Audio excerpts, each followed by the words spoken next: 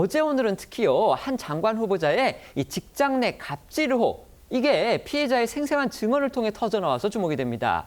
당사자는 14일 인사청문회가 열리는 강선우 여성가족부 장관 후보자인데요.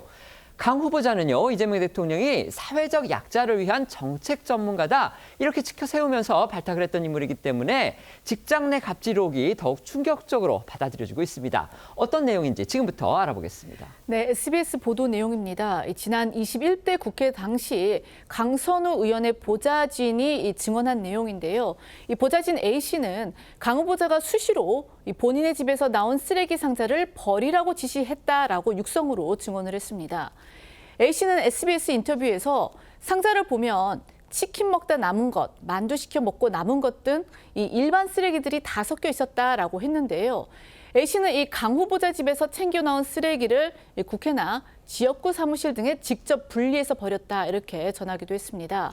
그러면서 A씨는 군대에서도 시키지 않은 일들을 강 후보자는 아무렇지 않게 시켰다면서 이 강 후보자가 보좌진을 집사처럼 부렸다, 모욕적이었다 이렇게 증언을 했습니다.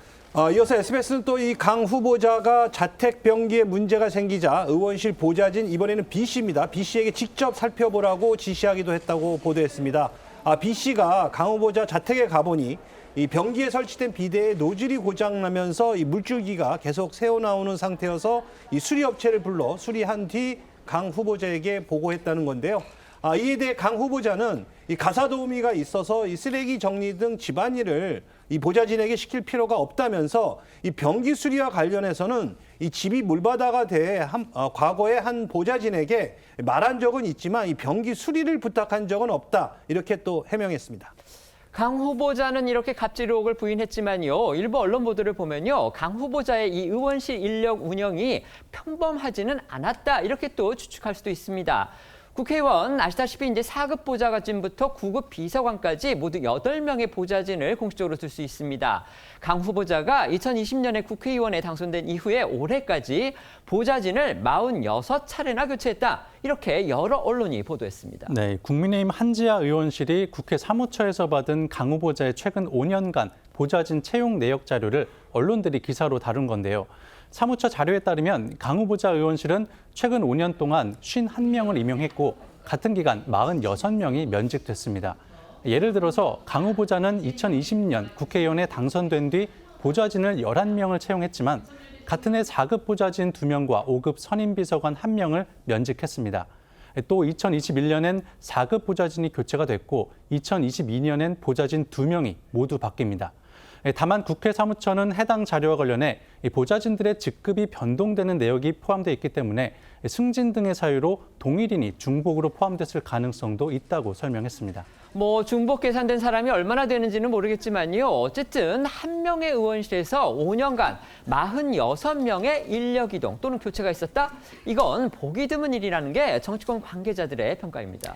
네, 이 다른 의원실에서 근무 중인 한 보좌진은요, 중앙일보에 유독 이 강선우 의원의 보좌진 교체가 잦아 다른 의원실에서도 의아해했다라고 전했습니다. 국민의힘 한지아 의원은요, 보좌진의 잦은 교체를 볼 때 이 강 후보자가 사람에 대한 존중이 필요한 여가부 장관으로서 이 조직을 책임지고 잘 이끌어 나갈 수 있을지 의문이라고 했습니다. 이와 관련해서 강 후보자 측은요, 이 청문회 때 소명하겠다라는 입장인데요. 강 후보자는 지난 21대 국회에서 이른바 이 태움 방지법을 대표 발의하는 등 약자를 위한 갑질 근절에 노력해 왔다라고 자처해 왔습니다. 관련해 지난달 여성가족부 장관 후보자로 지명됐을 당시 이 강 후보자 발언과 또 대통령실의 이야기 함께 들어보시겠습니다. 강선우 여성가족부 장관 후보자는 사회적 약자의 권익 보장을 위해 활동해온 정책 전문가입니다. 소통과 경청을 바탕으로 우리 사회의 갈등 문제를 해결해 나갈 것입니다. 차별 또는 역차별을 받지 않도록 경도되지 않은 시선으로 살피겠습니다.